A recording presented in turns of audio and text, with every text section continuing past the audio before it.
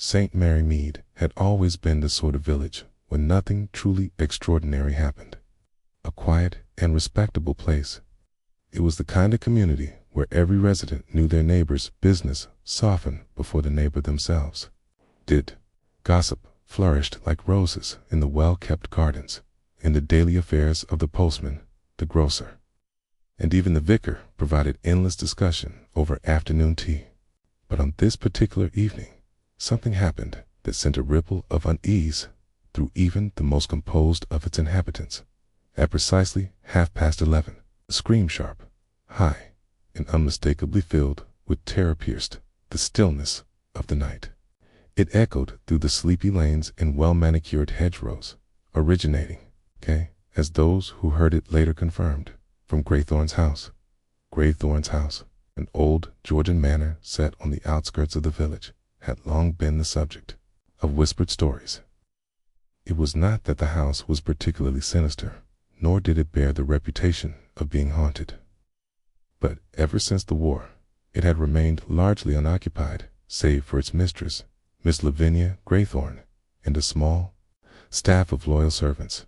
The Graythornes had once been among the most prominent families in the county, but time and misfortune had left Lavinia the last of her line.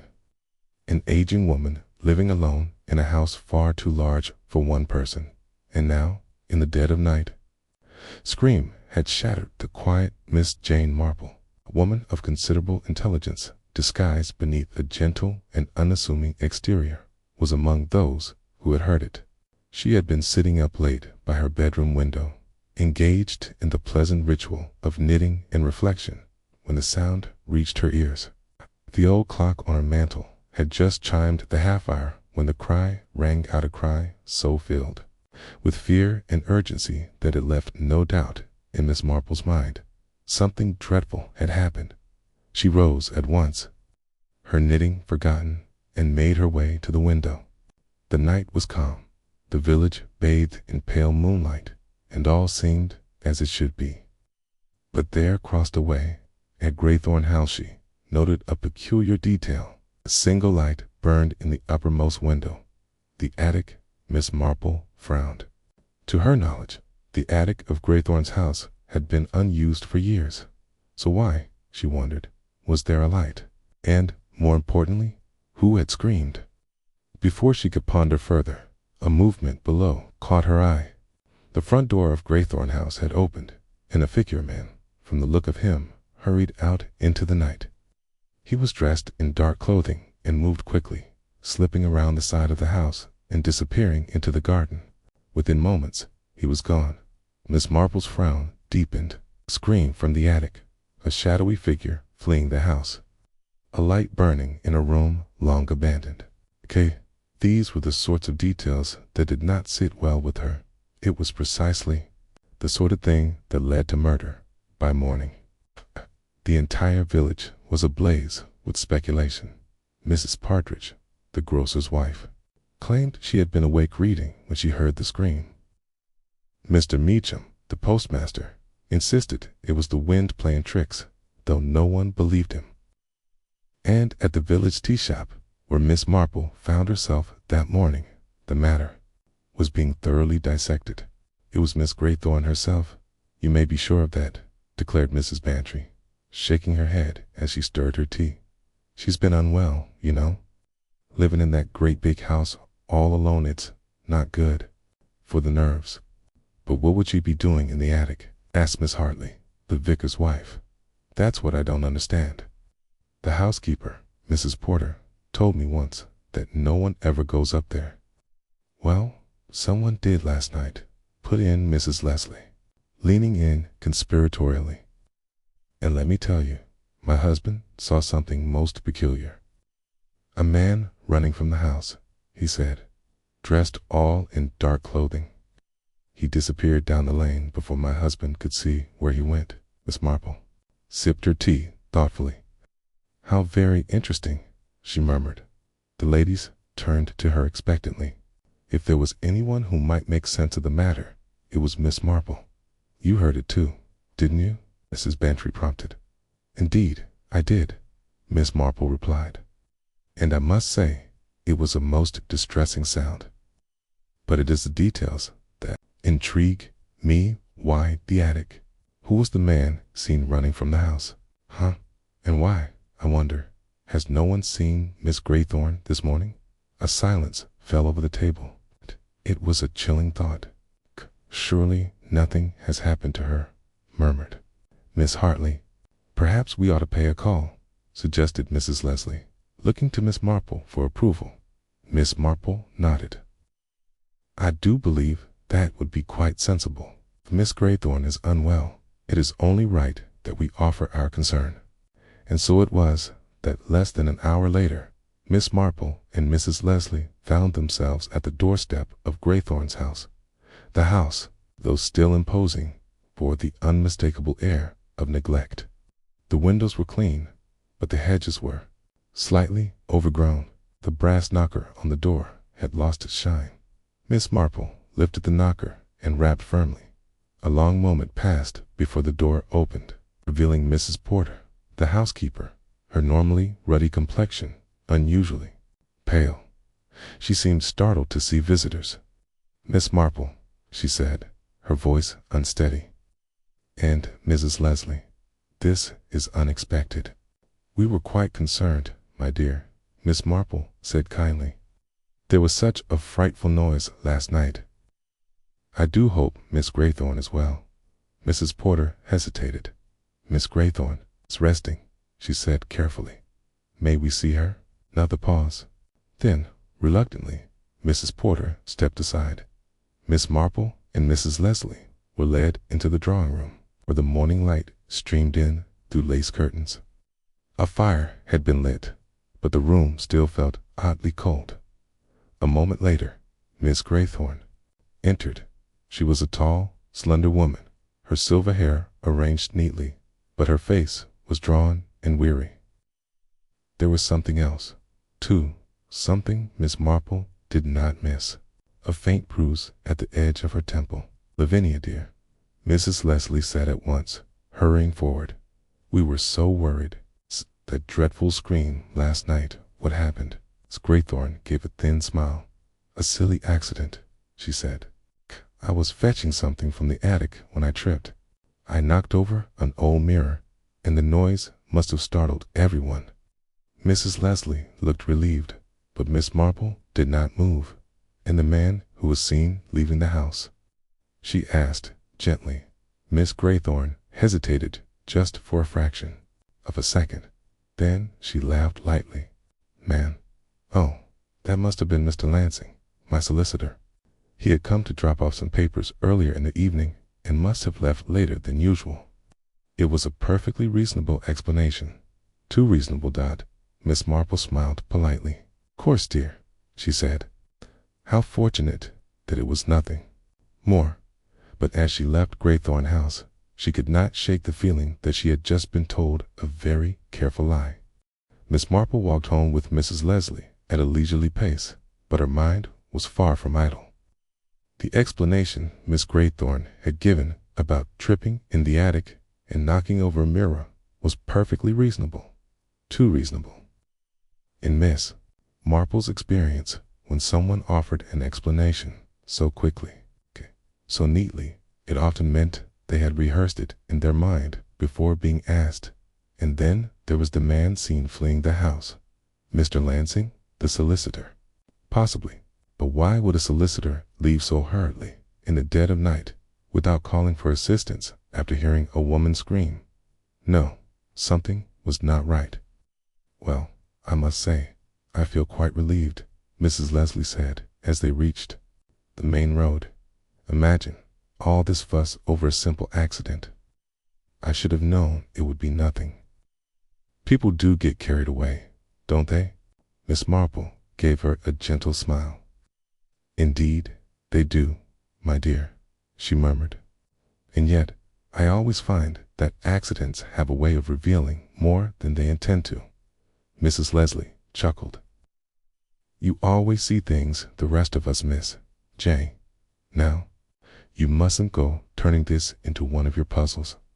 Poor Lavinia is just an old woman who had a fright, nothing more. Miss Marple nodded politely. But as she parted ways with Mrs. Leslie and stepped through the gate of her own neat little cottage, her mind was already turning over every detail of the morning's encounter. Inside, she settled herself in her favorite chair by the window and resumed her knitting. But she barely noticed her needles clicking together. So deep was her thought. Why had Miss Graythorne hesitated when she spoke of the man who had left the house? Why had Mrs. Porter, the housekeeper, looked so pale? And why, most importantly, had Miss Graythorne's eyes flickered so quickly to Mrs. Porter before she answered? Miss Marple had spent a lifetime observing human nature, and she knew the little tells of deception. When someone looked away before answering, it meant they were searching for the right words that did not come naturally. And when someone glanced at another before responding, it often meant that there was an unspoken agreement between them. A silent pact. Miss Marple could not ignore such things. Later that afternoon, an unexpected visitor arrived at her cottage. It was none other than Inspector Craddock, Scotland Yard man, who occasionally found himself in St. Mary Mead, often to his own chagrin. He was a sharp, capable detective, and though he sometimes found Miss Marple's methods bewildering, he had long since learned not to underestimate her. Miss Marple," he said, as she invited him in. "I don't suppose you've heard about the disturbance at Graythorne House?" Miss Marple smiled. "Why, of course, Inspector. One could hardly miss it. It's a dreadful scream in the night, a fleeing figure, and this morning a most unconvincing explanation. A mere accident, Miss Graythorne tells us. But you do not think so, do you?" Craddock sighed and took a seat across from her. "I don't like it, Miss Marple. Something isn't sitting right with me. I went to check in on Miss Graythorne myself. She repeated the same story, but when I asked her if I could see the attic, she was quite insistent that it was unnecessary, said it was just an old, dusty storage space. But there's something else." Miss Marple set down her knitting.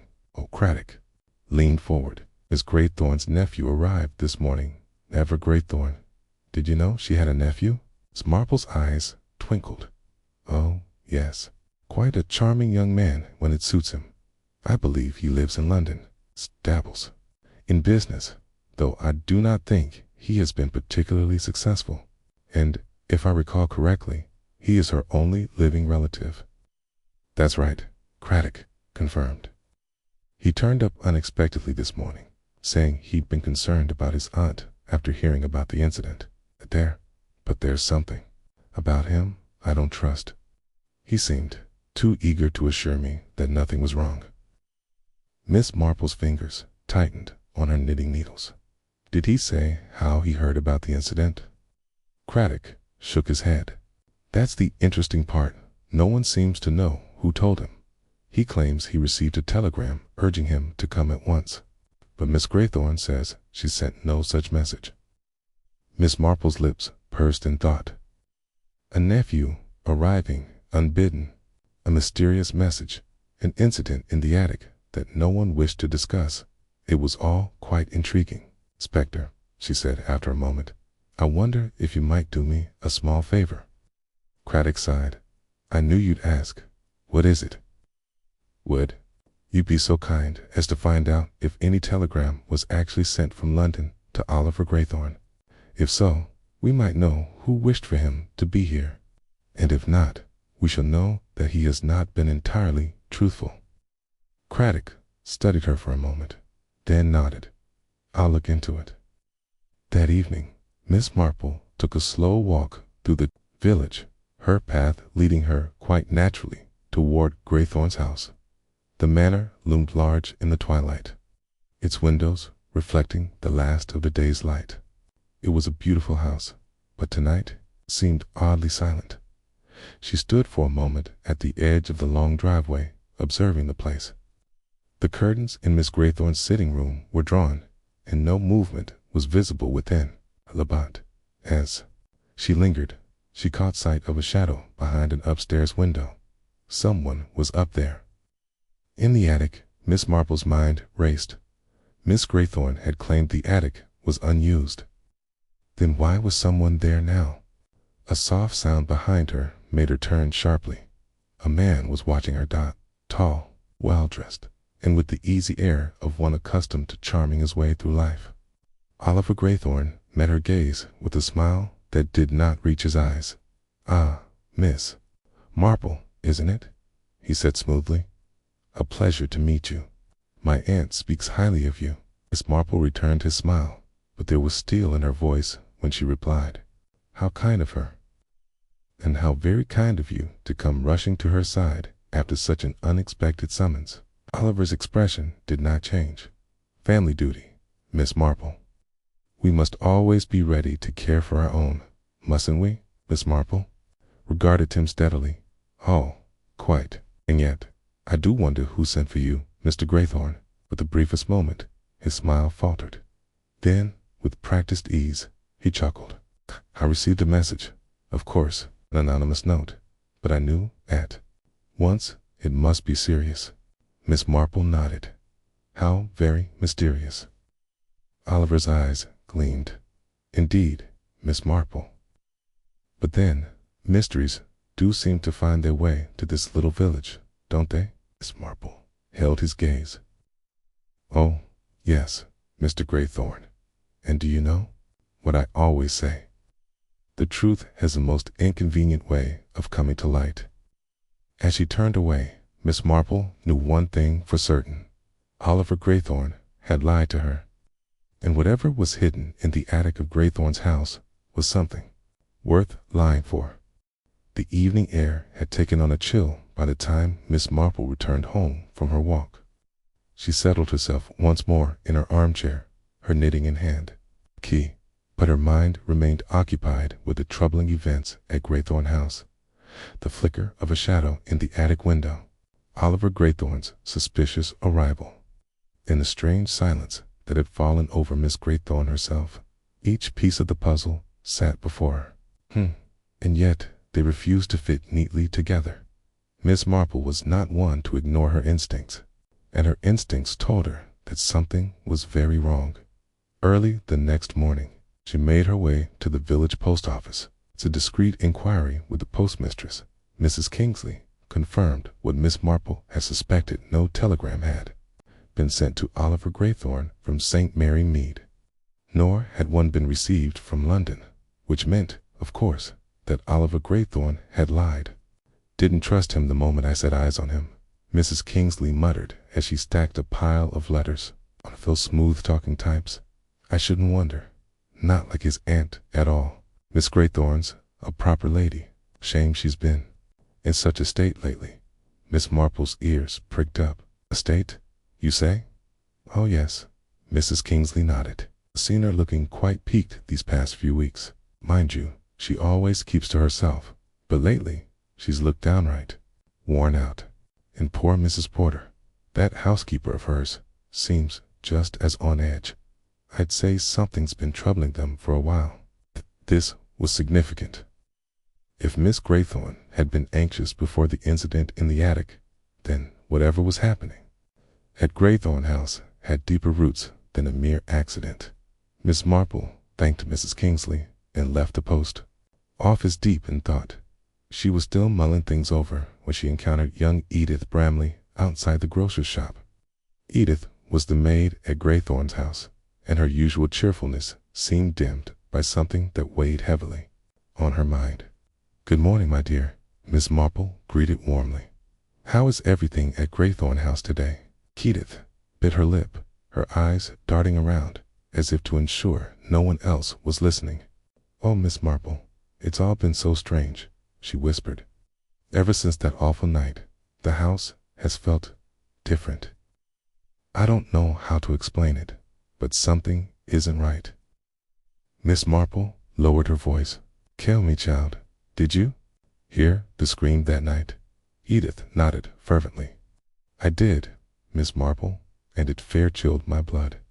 I ran out of my room, and I could have sworn I heard footsteps on the stairs. By the time I got there, everything was quiet again. Miss Graythorne was in the attic, looking ever so frightened, and Mrs. Porter told me to go back to bed at once." Miss Marple studied the girl carefully. "And what of Mr. Oliver?" When did he arrive?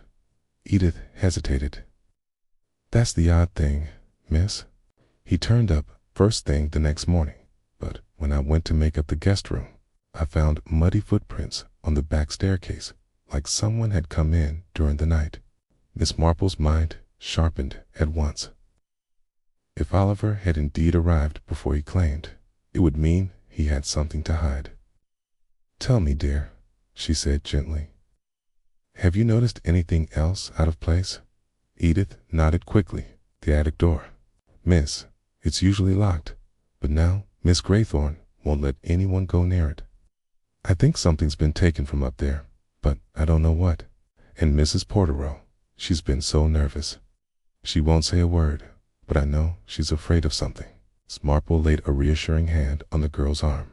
Okay, you're a very observant young woman, Edith, and I do believe you've helped me quite a bit.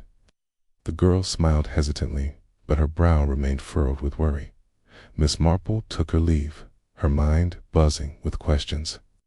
If Oliver Graythorne had indeed arrived during the night, was it he who had been seen fleeing the house?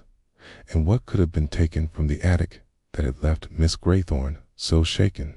She needed more information, and she knew just where to get it. That afternoon, Miss Marple paid a visit to Graythorne House under the pretense of checking in on Miss Graythorne's health.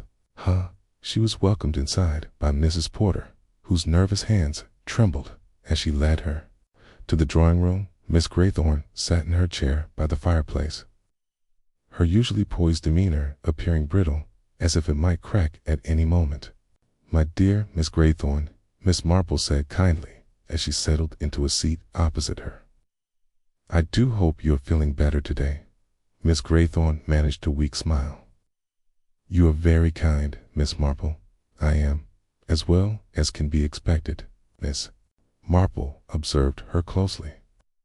The older woman's hands, usually steady, were clasped tightly in her lap, her fingers twisting together. How fortunate you are to have such a devoted family, Miss Marple said casually. Your nephew was most concerned for you. Miss Graythorne flinched only slightly, but Miss Marple caught it. Yes, Oliver has always been attentive. There was something in her voice, something restrained. Fear, perhaps. Miss Marple's expression remained pleasant, but her mind was racing. And how fortunate that he received the message in time to come to your aid. Miss Graythorne's head snapped. Message. There it was. She had not expected that. Why, yes, Miss Marple said lightly. He told me he received a telegram urging him to come at once. A most timely warning, wouldn't you say? Miss Graythorne swallowed. Yes, quite. I was not aware of the telegram, but no doubt Oliver has his sources. Sources indeed. Miss Marple's suspicions were all but confirmed. Oliver Graythorne had not come to his aunt's rescue. He had come for something else. And then, as if on cue, there was a sound from upstairs. A faint thought. Miss Graythorne's face went white. Mrs. Porter, standing by the door, let out a small gasp before quickly composing herself. Miss Marple tilted her head. Dear me, what was that? Mrs. Porter stepped forward hastily. Just the wind, miss. The old house makes noises, you know. Miss Marple smiled politely. Of course, old houses do have a habit of whispering, don't they? But she knew that wasn't the wind. Something or someone was in that attic. Miss Marple intended to find out exactly what they were hiding. The muffled thud from above had not gone unnoticed by Miss Marple. She observed the reactions of both Miss Graythorne and Mrs. Porter with keen interest. Miss Graythorne had gone pale, her fingers gripping the arms of her chair as if bracing for some unseen horror, while Mrs. Porter, always so careful in her manner, had stiffened, her lips pressing into a thin line. Miss Marple allowed a moment of silence to stretch between them before she gently remarked, Old houses do have a way of making themselves known, don't they? Creaking floorboards, shifting beams, sometimes even the odd scurrying mouse in the attic. Miss Graythorne's strained smile did little to convince Miss Marple that she was at ease. "Case," she murmured. "Yes, quite so." But Mrs. Porter's hands twisted in her apron, and her gaze flickered toward the ceiling. Just for a moment, long enough for Miss Marple to take note. Miss Marple turned her attention back to Miss Graythorne. "And yet, I don't believe mice are capable of sending a lady into such distress." Miss Graythorne exhaled shakily, as if attempting to compose herself. "You must forgive me, Miss Marple. I have been quite unwell these past few days. Simple noise startles me far more than it ought to." It was an excuse, but not a particularly convincing one. Miss Marple's tone remained gentle, almost grandmotherly. "Perhaps some fresh air would do you good. A quiet stroll through the garden. I find that when one is troubled, a bit of nature can often work wonders." Miss Graythorne hesitated. Mrs. Porter looked almost desperate to intervene. But before she could, her mistress let out a soft sigh. "Perhaps you are right," she admitted. "Yes, some air might do me good." Miss Marple smiled. "Splendid. Why don't you go along, dear? Mrs. Porter can accompany you. I shall stay here and keep watch over the tea." Mrs. Porter's lips parted as if to object, but Miss Graythorne rose unsteadily to her feet, leaving the housekeeper little choice but to follow. The moment the two women were gone, Miss Marple wasted no time. She set her teacup aside and rose from her seat with surprising agility for a woman of her years. With practiced quietness, she made her way toward the staircase, her ears straining for any sound from above. She ascended the stairs carefully, avoiding the third step from the top, which she knew from past visits had a habit of creaking rather loudly. When she reached the attic door, she found it firmly shut, but not locked. She turned the knob slowly. Carefully, the door eased open with a faint groan. The attic was dimly lit by a single, narrow window, its glass clouded with age. Dust motes danced in the pale light. Old trunks and covered furniture were stacked haphazardly, their shapes looming like silent sentinels. But it was not the clutter that caught Miss Marple's attention. It was the disturbance. A trunk near the window had been opened, its contents rummaged through in haste. Nearby, a stack of old books had been knocked over, the spines splayed across the wooden floor. And beside them, on the floorboards, was something far more alarming. A single, crumpled white glove. A woman's glove. Miss Marple knelt, picking it up with delicate fingers. It was of fine quality, though now smudged with dust, and inside the wrist's opening, barely visible, were initials embroidered in blue thread, H.G. Miss Marple's mind clicked into motion. Harriet Graythorne. Miss Graythorne's younger sister had disappeared over 20 years ago, leaving behind nothing but unanswered questions and hushed whispers. And now, in an attic that no one had entered for years, a piece of her clothing had surfaced. Miss Marple's sharp blue eyes swept the attic once more, searching for anything else that might confirm her suspicions. That was when she saw it, just a sliver of white, barely peeking from beneath the opened trunk. A piece of paper. She reached for it, carefully sliding it free. The paper was yellowed with age. The ink faded, but the writing was clear enough to make out. It was a letter, hastily scrawled, and as Miss Marple's eyes moved over the words, a chill settled over her. "I cannot stay here any longer. I know what he has done, and I fear for my life. If I do not leave tonight, I may never get the chance. Please, if you find this." The letter ended abruptly. The bottom half had been torn away. Miss Marple's breath was slow and measured. The weight of this discovery pressed against her mind. Harriet Graythorne had not simply left. She had fled, and someone, perhaps even Oliver Graythorne, had been searching for this very piece of evidence. A sound from below startled her. The distinct click of a door shutting. She moved quickly, tucking the letter into her sleeve and returning the glove to where she had found it. With the same careful steps, she exited the attic. closing the door softly behind her before descending the staircase. Just as she reached the drawing room, the front door opened. Oliver Graythorne stood in the doorway, his sharp gaze sweeping the room before landing on her. "Miss Marple," he greeted smoothly, though there was something in his expression that suggested wariness. "A pleasure to see you here again. I trust my aunt is feeling better." Miss Marple's smile was as pleasant as ever. "Oh yes, much better. A bit of fresh air does wonders. Don't you agree?" Oliver's smile did not quite reach his eyes. "Indeed." Miss Marple gestured to the teapot. "Would you care for some tea, Mr. Graythorne? I do find that a good cup can be most restorative, especially when one has had a tiring journey." Oliver hesitated, then stepped forward. "Thank you, but I'm afraid I must decline. I have some pressing matters to attend to." Miss Marple tilted her head slightly. "Yes, I imagine so.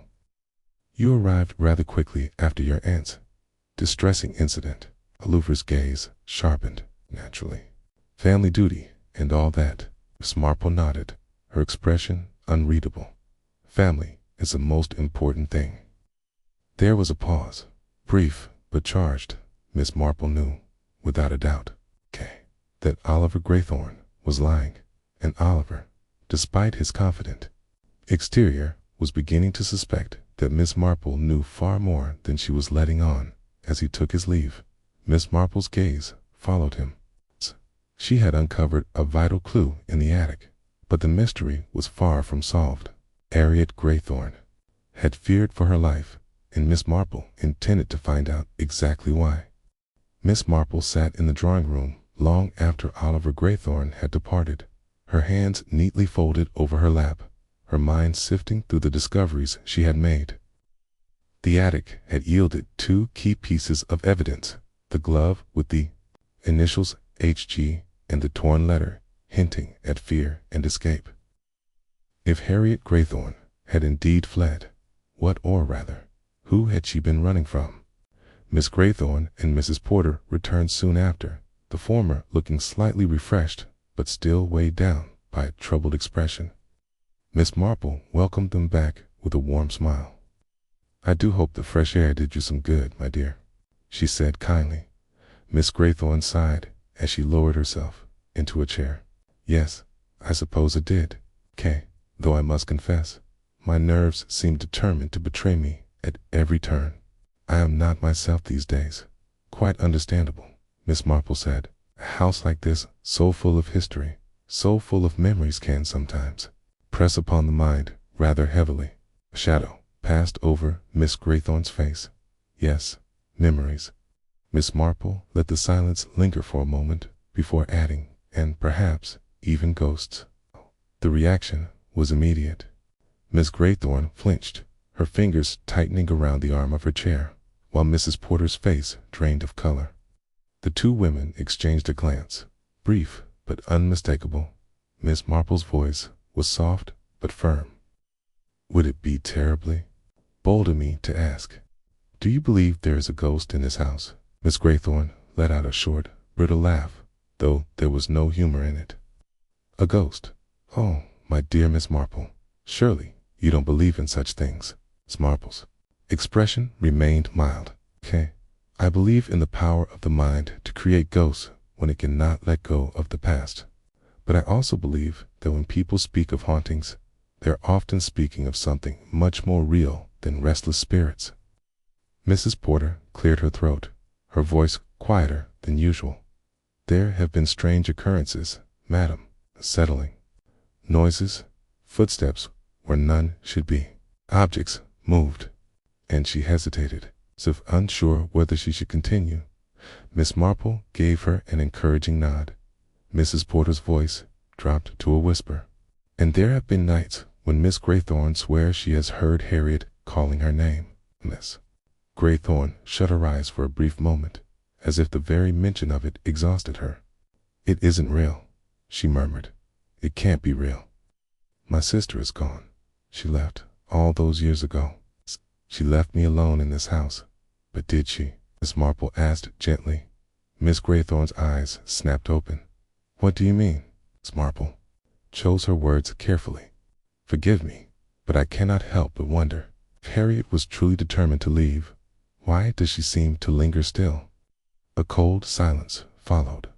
Miss Graythorne stared at her, her breathing shallow. Mrs. Porter stood rigid, her hands clutching her apron like a lifeline. Then Miss Graythorne did something unexpected. She laughed. It was not a sound of amusement, but of something broken, something unraveling. "Oh, Miss Marple, you are a very perceptive woman, aren't you?" Miss Marple said nothing. She merely waited. Miss Graythorne exhaled shakily. "Very well, if you must know the truth. I do not believe Harriet ever truly left. I believe she tried to leave, but something or someone stopped her." Mrs. Porter made a strangled noise, but Miss Graythorne ignored it. She turned her gaze to Miss Marple, her eyes suddenly sharp. "Tell me, Miss Marple, do you believe in murder?" The question sent a ripple of unease through the room. Miss Marple, ever composed, met Miss Graythorne's gaze without flinching. "Yes," she said simply. "I do." Miss Graythorne leaned back in her chair, her expression distant. "Then you understand my fear." Miss Marple's voice was gentle but unwavering. "Harriet did not leave by choice, did she?" Miss Graythorne hesitated, just for a moment. Then, at last, she whispered, "No." A heavy silence settled over them. The ticking of the grandfather clock seemed unbearably loud. Miss Marple's voice was low. "You believe she was murdered?" Miss Graythorne closed her eyes. "I have feared it for 20 years." Mrs. Porter stepped forward suddenly, her voice urgent. "Madam, perhaps we should not." "It is too late, Porter," Miss Graythorne interrupted. Her voice was stronger now, steadier. "It has been too late for a long time." Miss Marple allowed them a moment before she asked, "Do you know who might have?" "Wanted Harriet gone." Miss Graythorne's mouth tightened. "I have my suspicions." Miss Marple nodded. "Oliver Graythorne." A flicker of surprise crossed Miss Graythorne's face, but it was quickly replaced by something else, something darker. "Yes," she admitted. "I have often wondered if my nephew had something to do with it. He was always ambitious, always determined to control what he believed was his by right. Harriet stood in his way. But if Oliver was involved," Miss Marple mused, "why would he still be searching? Why would he return here now?" Miss Graythorne hesitated, a shadow of doubt crossing her features. I do not know." Miss Marple steepled, her fingers deep in thought. "If Oliver was guilty, he would not need to search. He would already know what had happened to Harriet." But his presence suggested he was still looking for something. The missing half of Harriet's letter, perhaps, or something even more damning. At that moment, a knock at the door startled them. Mrs. Porter rushed to answer it. A moment later, she returned, her face pale. "A visitor, madam," she whispered. Miss Marple turned her head as a man stepped into the room. He was tall, with a strong jaw and piercing eyes that flickered with something unreadable. "Apologies for the intrusion," he said smoothly. "My name is Inspector David Harrell. I believe I may have some questions regarding the disappearance of Harriet Graythorne." Miss Marple sat very still, her sharp mind already working. The arrival of an inspector could mean only one thing. Someone somewhere had found something, and whatever it was about to change everything. Inspector Harrell's presence in the grand but faded drawing room of Graythorne House cast a long shadow over its occupants. Miss Marple, her knitting untouched in her lap, observed the inspector keenly. Hay was a man of precision, his stance upright, his hands clasped before him. He carried an air of authority, but Miss Marple also detected something else: curiosity, perhaps even anticipation. Miss Graythorne, however, had stiffened at his arrival, her delicate fingers curling around the arms of her chair. Mrs. Porter lingered near the doorway, her expression taut with unease. "I must apologize for arriving unannounced," Inspector Harrell said, his deep voice filling the silence. but new information has come to my attention, information that may shed light on the disappearance of Harriet Graythorne. Miss Graythorne flinched slightly at her sister's name. New information, she repeated, her voice barely above a whisper. The inspector nodded. A fragment of a letter was discovered among old case files, he explained. It was recently brought to my attention by a retired officer who had been reviewing unsolved cases. It appears to have been dismissed at the time due to lack of evidence, but given recent inquiries, I thought it prudent to revisit it. Miss Marple leaned forward slightly, her keen eyes catching the flicker of apprehension in Miss Graythorne's expression. "What does the letter say, Inspector?" she asked gently. Harrow reached into his coat and produced a folded, yellowing piece of paper. He unfolded it with care, his gloved fingers smoothing the delicate parchment. Then he read aloud, "I fear I have little time left. Something happens to me. Know that I never meant to leave you. Please remember, the adequate is hidden there. Will tell the truth. Do not trust." The letter ended abruptly, the last word seemingly torn away. A heavy silence settled over the room. Miss Graythorne's face had gone utterly pale. "That was Harriet's handwriting," she whispered, her voice quavering. Inspector Harrow inclined his head. "So it seems." Miss Marple's mind worked swiftly. The attic, that was where she had found the glove, the torn remnants of another letter. If Harriet had intended to reveal something, it must have been there. But had she succeeded in hiding it, or had someone found her first? Miss Marple turned to the inspector with a thoughtful expression. "Do you know where the other half of the letter might be, Inspector?" Harrow exhaled. "Unfortunately, no. It was never found. But the fact that this fragment remained at all suggests that someone, possibly Harriet herself, attempted to preserve the truth." Miss Graythorne's hands trembled as she pressed them together. "All these years," she murmured, "all these years I tried to believe she had simply left, but deep down, I always knew." Inspector Harrow regarded her closely. "You believe your sister was murdered?" Miss Graythorne swallowed hard before nodding. "Yes," she whispered. "Yes, I do." Harrow's gaze flickered toward Miss Marple. "Miss Marple, I understand you have been looking into the matter." Marple smiled pleasantly. "I wouldn't say looking into, Inspector. Merely noticing things, okay?" The inspector let out a short chuckle. "Then, perhaps, you have noticed what I have. This house is filled with secrets, and I intend to uncover them." At that moment, there was a sudden noise from upstairs, heavy thump, followed by the unmistakable creak of floorboards shifting. Miss Graythorne gasped. Mrs. Porter's hand. Inspector Harrow's jaw tightened. "Who else is in the house?" "No one," Miss Graythorne whispered. "Not at this hour." Miss Marple rose from her seat. "Then I believe we should investigate." All party ascended the grand staircase. The flickering candlelight from Mrs. Porter's trembling hands cast eerie shadows on the walls. The corridor to the attic was narrow and dim, the scent of dust and aged wood thick in the air. When they reached the attic door, stood slightly ajar. Inspector Harrow stepped forward, pushing it open with careful deliberation. The attic stretched before them, filled with trunks, forgotten furniture, and sheets draped over old portraits. A cold draft whispered through the beams. Miss Marple, unperturbed by the gloom, moved with purpose toward the center of the room. She glanced downward and immediately noticed something unusual. The floorboards had been disturbed. Dust had been displaced, revealing faint indentions. Inspector Harrow noticed it too. "Something has been moved here," he murmured. He crouched down and pressed his hand against the floor, testing the wood's give. "It's loose." With careful precision, he pried up the board. A shallow compartment lay beneath it. Miss Graythorne gasped. "Harriet used to hide things there when we were children," she whispered.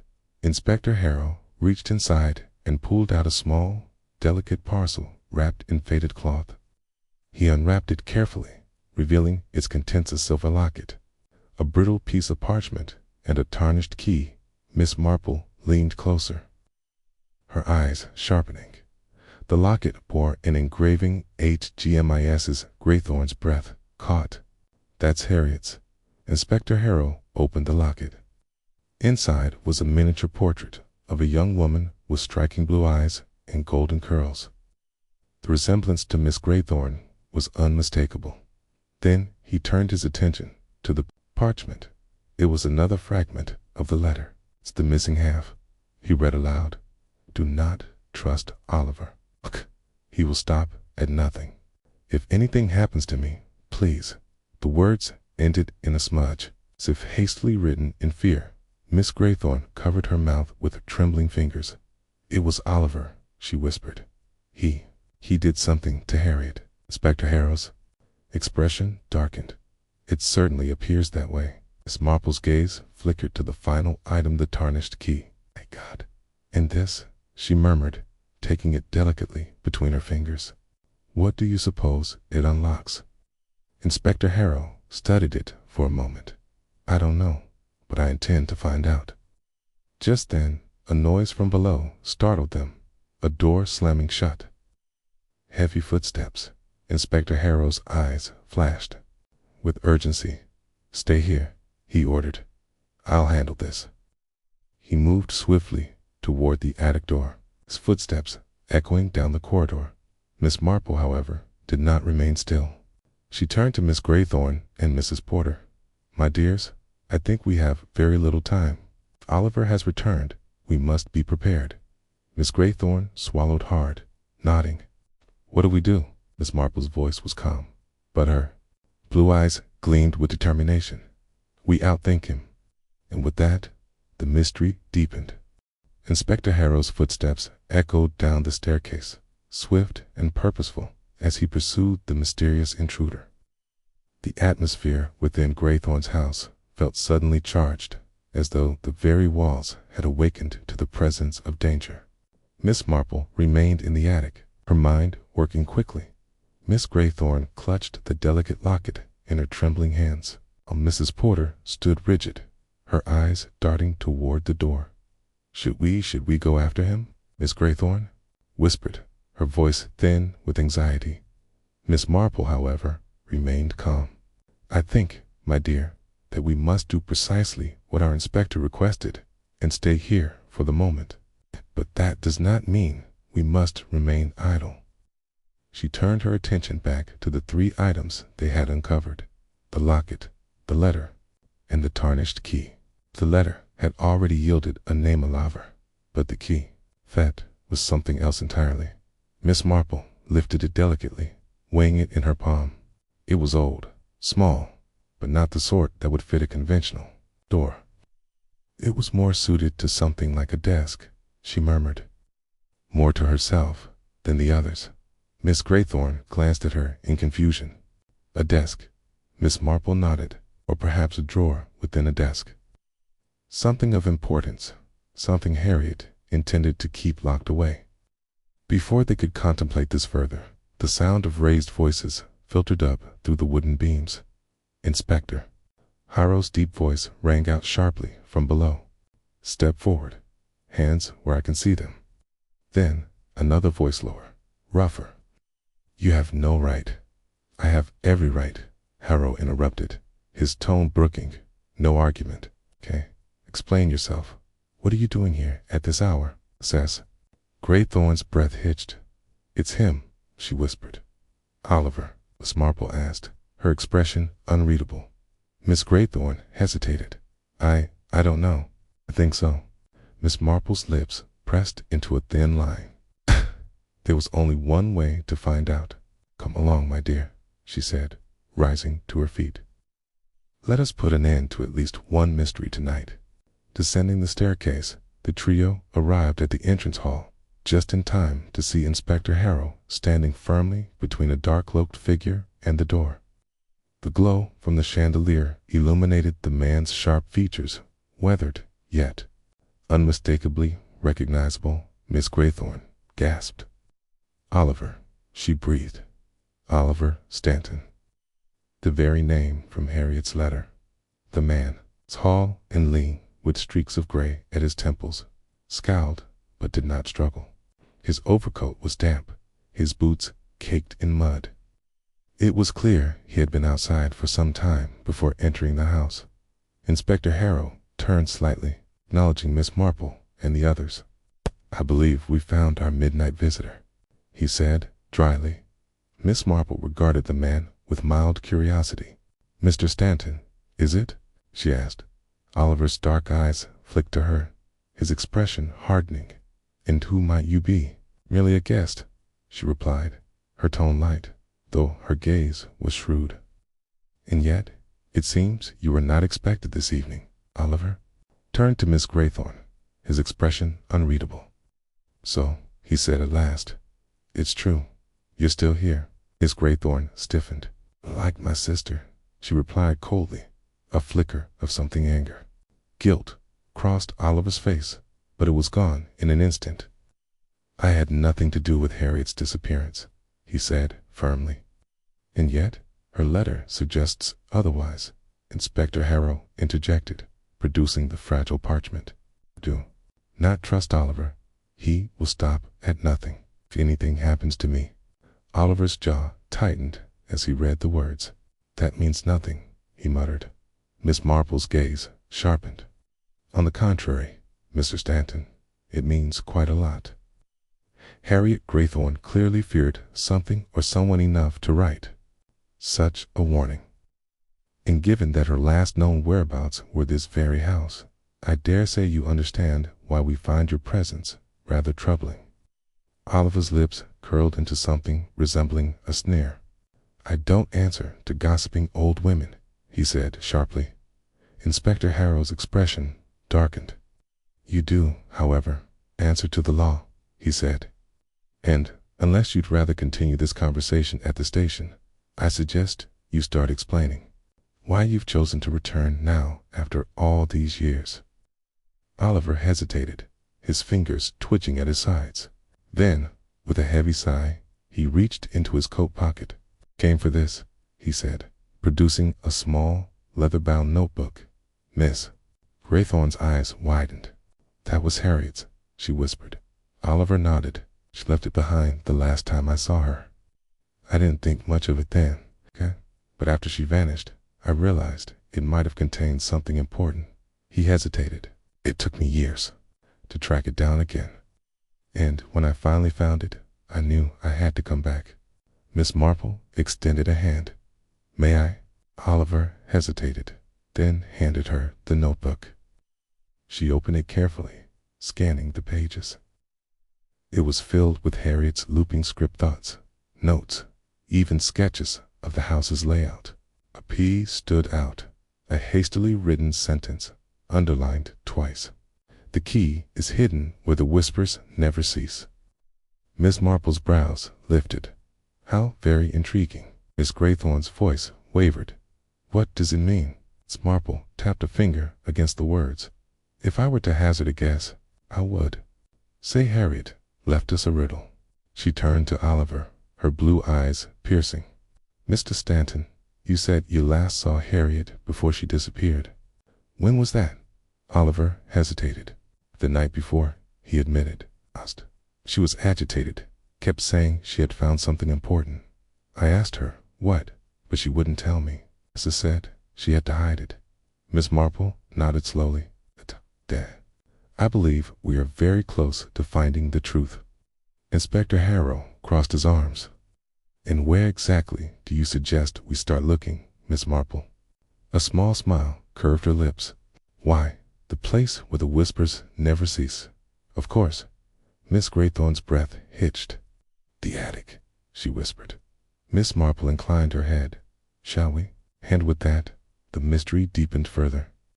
The air in Graythorne House felt thick with anticipation as Miss Marple, Inspector Harrow, Miss Graythorne, Oliver Stanton ascended the narrow staircase leading back to the attic.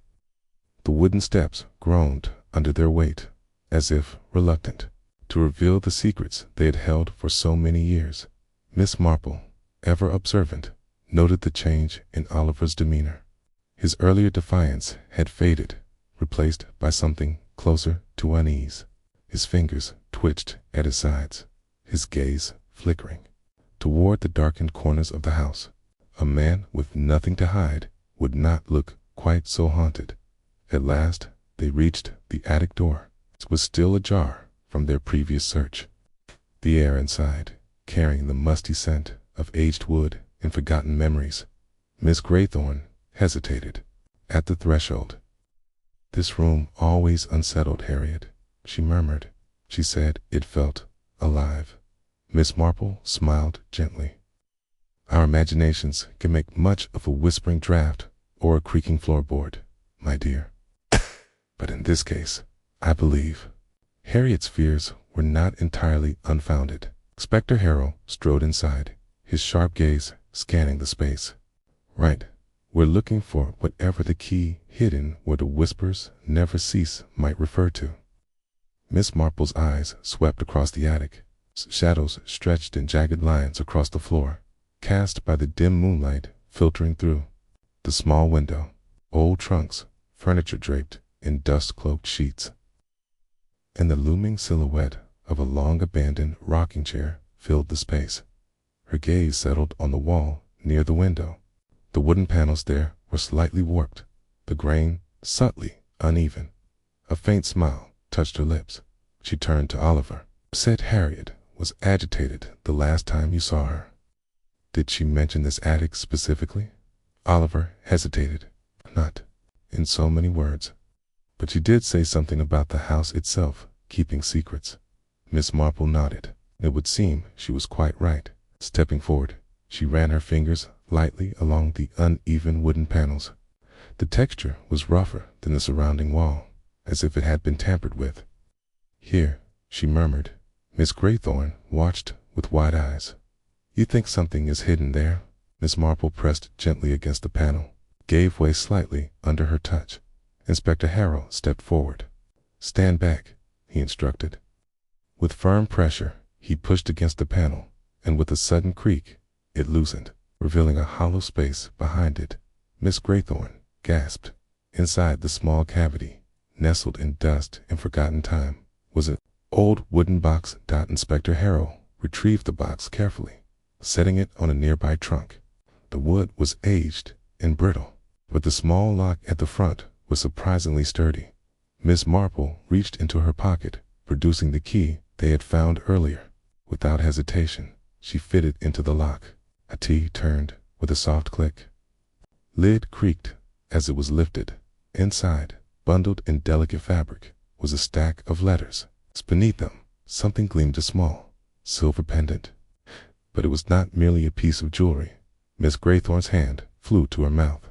"That's Harriet's. She wore it constantly." Miss Marple studied the pendant. It was heart-shaped, simple, yet elegant. But what caught her attention was the small hinge along the side. She pried it open carefully. A folded scrap of paper lay inside. Unfolding it, she read the words aloud. "The truth was always here. Find a name and you will know." Inspector Harrow frowned. Another riddle. Miss Marple's gaze drifted to the letters in the box, or perhaps a final piece of the puzzle. Miss Graythorne's hands trembled as she lifted one of the letters from the stack. The ink was faded, the parchment delicate, but the handwriting was unmistakable Harriet's. She read aloud. "Dearest Eleanor, I do not know how much longer I can keep this secret. I have done my best to protect the truth, but I fear he is watching me. He knows I have the letters, okay? He knows I have the pendant. And if he knows that, okay, then he knows what I know. Eleanor, if anything happens to me, you must not believe what they tell you. You must look deeper. The answer has always been within these walls." The whispers never stopped because the past was never truly buried. "I can only hope you find this in time, with love. Always." Harriet's silence settled over the room.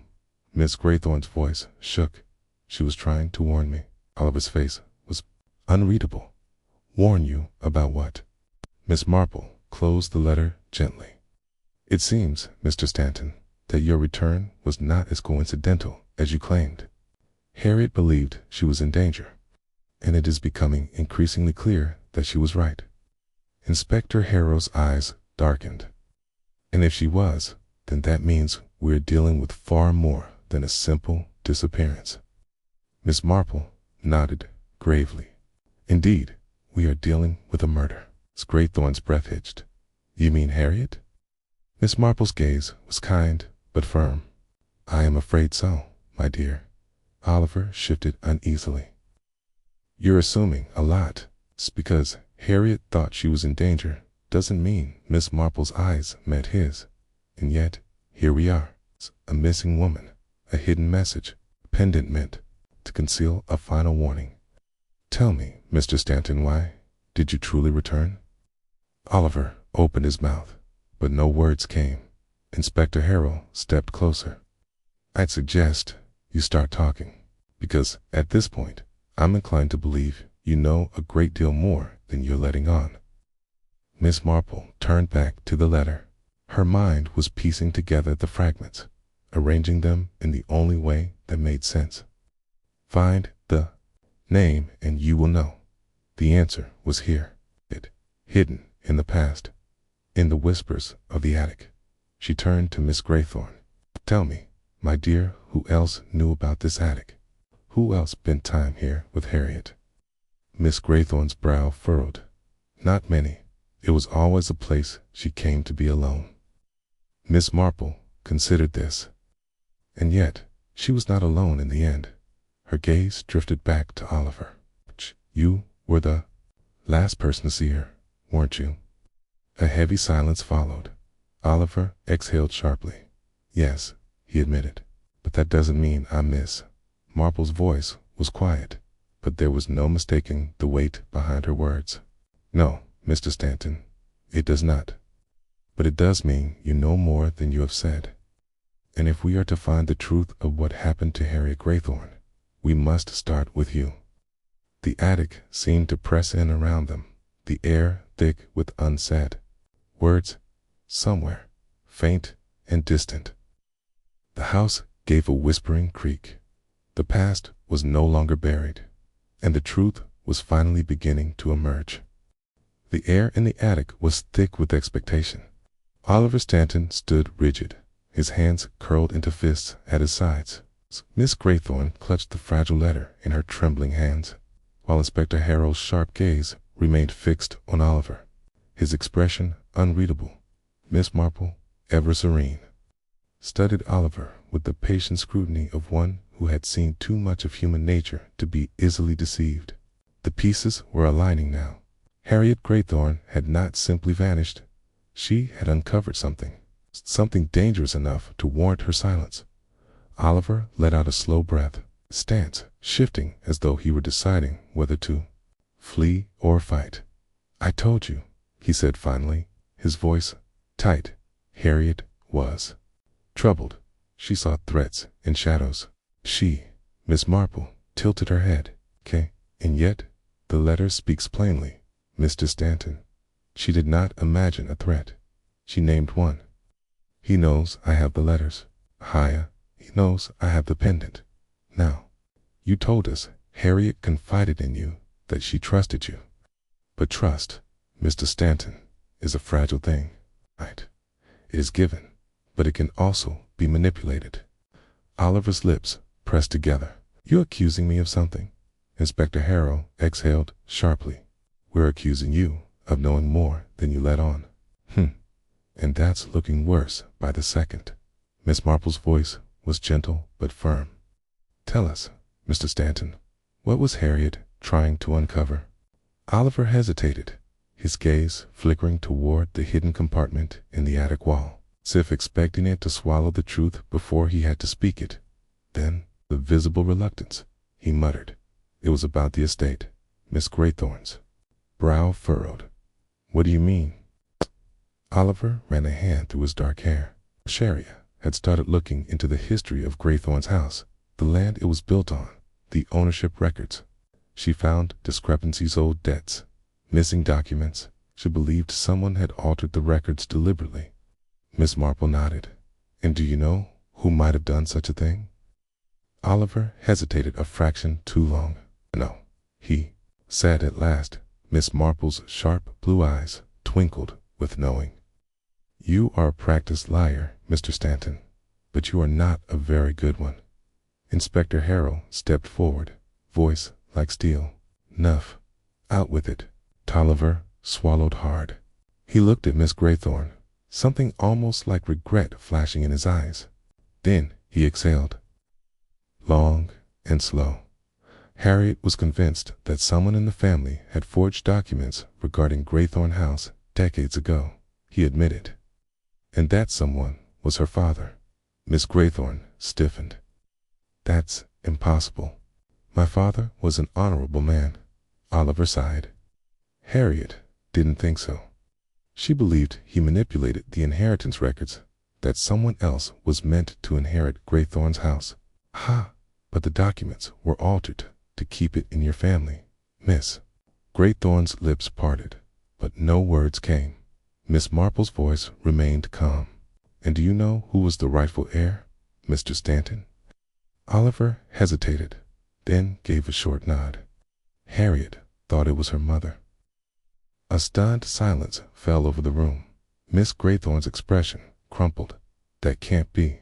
My father and Harriet's mother had no claim over each other's property. Oliver's jaw tightened. Because your father made sure of that. He rewrote the documents, assured that when Harriet's mother, who was supposed to inherit, was left with nothing, there was no record of the deception. Miss Marple let the words settle, watching Miss Graythorne carefully. She did not seem wholly disbelieving. A deep part of her, perhaps, had always sensed there were truths buried beneath the foundations of Graythorne House and Harriet.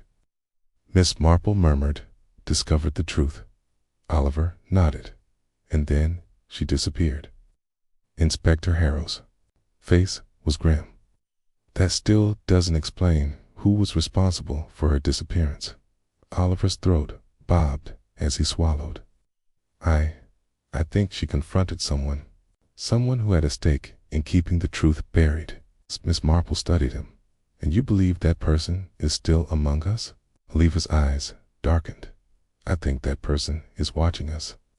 A chill passed through the room. Miss Graythorne clutched her arms, as if suddenly cold. But who? Miss Marple's gaze drifted toward the attic door. The answer, she said softly, has been whispering to us all along. Inspector Harrow straightened.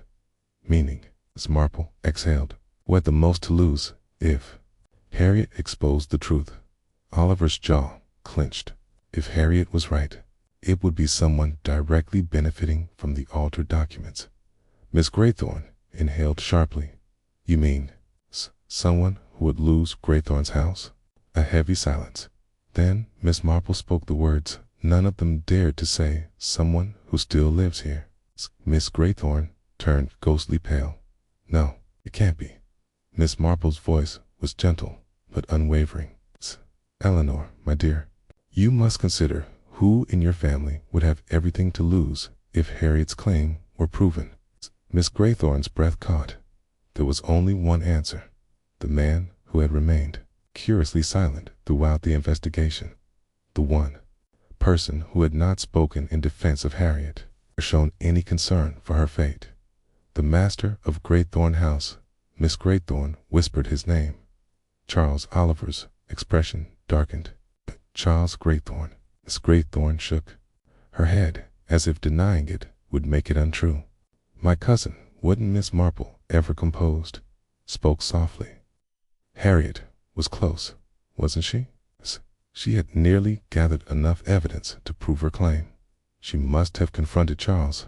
Inspector Harrow muttered a curse under his breath. And if she did? And if Charles was guilty of covering up the truth? Oliver's voice was grim. Then he wouldn't have let her walk away. Miss Graythorne let out a strangled breath. But Charles, he's always been a bit distant, but he's family. Can't believe he'd. Miss Marple's expression was kind, but there was no doubt in her tone. My dear, the greatest betrayals often come from those closest to us. Inspector Harrow squared his shoulders. We need to speak with Charles. Now. Oliver's hands clenched at his sides. And if he really did, Miss Marple's voice cut through the tension, soft yet certain. If he did, she said, then Harriet is not merely missing. A dreadful silence fell over them. Miss Marple met Miss Graythorne's stricken gaze. She is dead. Somewhere down the hall, a faint creak echoed through the house, a whispering sound like the shifting of weight. Someone was listening, and the truth, at last, was dangerously close to being revealed. A creak echoed through the dim corridor outside the attic, a sound so slight it might have gone unnoticed had the room not been steeped in such heavy silence. Miss Marple's keen gaze flickered toward the doorway. Someone was there. Someone had been listening. Inspector Harrow, ever alert, took a step forward, his voice sharp. Who's there? For a moment, only silence answered. Then the door creaked open, revealing a shadowy figure standing at the threshold. Charles Graythorne. He stepped into the attic, his face unreadable in the dim light. He wore a robe over his evening clothes, as though he had been roused from bed. But his eyes betrayed no sleepiness, only a watchful calculation. I couldn't help but overhear, he said smoothly. It seems my name has been spoken rather freely. Miss Graythorne's face was pale. Charles. Miss Marple did not blink, did not falter. We're just discussing Harriet's disappearance. You must have found it rather interesting. Charles met her gaze evenly. Don't know what wild theories you've been spinning, but if you are implying that I had anything to do with it, you are sorely mistaken. Oliver's jaw tightened. We know Harriet had uncovered something about the Graythorne estate. We know she confronted someone about it, and we know she vanished immediately afterward. Charles gave a slow, measured nod. I see. And you've leaped to the convenient conclusion that I must have done something to her. Because why? Because I happen to live here. Inspector Harrow's expression was hard. Because if Harriet was right, you would stand to lose everything. A muscle flickered in Charles's jaw, but he gave a hollow chuckle. You're all rather dramatic, aren't you? He turned toward Miss Graythorne, his voice softening slightly. Eleanor, surely you don't believe this nonsense. Miss Graythorne's throat bobbed. Charles, tell me the truth. Did Harriet confront you? Did she? I won't stand here and be interrogated like a common criminal. Charles interrupted, his voice sharp now. I have nothing to say on the matter. Miss Marple tilted her head slightly. Ah, but silence, dear Mr. Graythorne, is often more revealing than words. Charles's fingers twitched at his sides. And what, exactly, are you implying? Miss Marple's voice was gentle, but it carried a weight that silenced the room. I am implying, Mr. Graythorne, that Harriet is dead, and that you are the reason why. The words settled in the attic like dust. Miss Graythorne gasped softly, her hand clutching the front of her gown. Oliver's fist clenched at his sides. Charles, however, remained eerily calm. You have no proof of that, he said quietly. Miss Marple smiled faintly. On the contrary, I have quite a bit. She turned to Miss Graythorne. My dear, do you remember the whispering? Miss Graythorne blinked in confusion. The whispering, it's the sounds you heard in the attic, Miss Marple said. Noises that led us here. Miss Graythorne's lips parted. Why, yes, but I thought it was just the old house settling, or my imagination. Miss Marple nodded. That is precisely what you were meant to think. She turned back to Charles. But of course, it was not the house whispering, was it, Mr. Graythorne? It was her. A chill rippled through the room. Inspector Harrow narrowed his eyes. Her, Miss Marple folded her hands. Harriet never left Graythorne's house. Miss Graythorne's breath caught. What do you mean? Miss Marple sighed. Mean, my dear, that she has been here all along. Whispers are not the sounds of a ghost, but the echoes of the living. A dreadful silence fell over them. Miss Marple turned toward the far end of the attic, where the old wooden panels met the stone wall. You see, this house is old, and old houses have secrets, hidden spaces, forgotten passageways, and sometimes things that were never meant to be found. She stepped forward, running her gloved fingers along the wooden paneling. This section of the attic is slightly different, isn't it? The air feels denser here, 'cause this, my friends, is not just a wall. With that, she pressed against a panel. A low creak filled the attic. Then, with a slow, agonizing groan, a hidden door slid open, and the smell of decay filled the air. Miss Graythorne let out a strangled cry, covering her mouth. Oliver staggered back, his face ashen. Even Inspector Harrow turned slightly green dot behind the panel. In the narrow, hidden compartment, Harriet Graythorne, or what remained of her. Her body was slumped against the wooden wall, her hands curled as though she had tried to claw her way out. Her clothes were torn, her skin pale and sunken. Miss Graythorne's knees buckled, and Oliver caught her before she could collapse. Charles took a step back. The first time, his mask of composure cracked. "No," he whispered. Miss Marple turned to him. "You locked her in here, didn't you?" Charles shook his head wildly. "I didn't." Miss Marple's voice was steady. "Kay, she confronted you about the estate, about the forged records. You panicked, couldn't risk her exposing the truth. So you silenced her." Charles's breath was coming in short, uneven bursts. Miss Marple continued, her tone unyielding. "Perhaps you meant to keep her here only temporarily. Perhaps you intended to release her later. But something happened, didn't it, Mr. Graythorne? Maybe you forgot. Maybe you chose to forget." Charles's hands trembled. "You can't prove." Inspector Harrow stepped forward, his voice iron-hard. "We can prove plenty. Your print will be all over that panel, and I'll wager there are scratch marks on the inside of that door. Signs that she tried to get out." Charles let out a strangled noise, his face contorting. Then, suddenly, key turned and bolted for the door. But Inspector Harrow was faster. Key caught Charles by the collar, yanking him back with a force that sent him crashing to the floor. Charles struggled, but Harrow pinned him down, twisting his arms behind his back. "It's over," Harrow growled. Charles let out a ragged breath, his body going limp. The fight had drained from him. Miss Marple let out a quiet sigh. "The dead do not stay silent forever, Mr. Graythorne.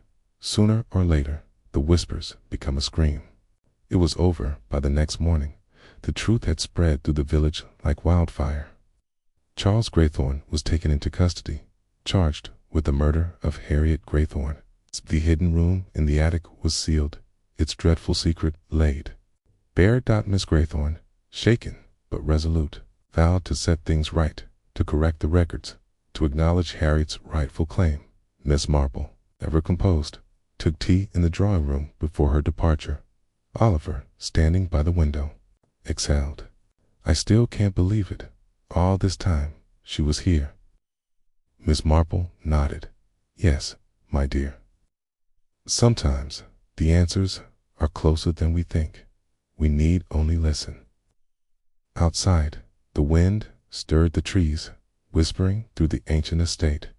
But this time, the house was silent.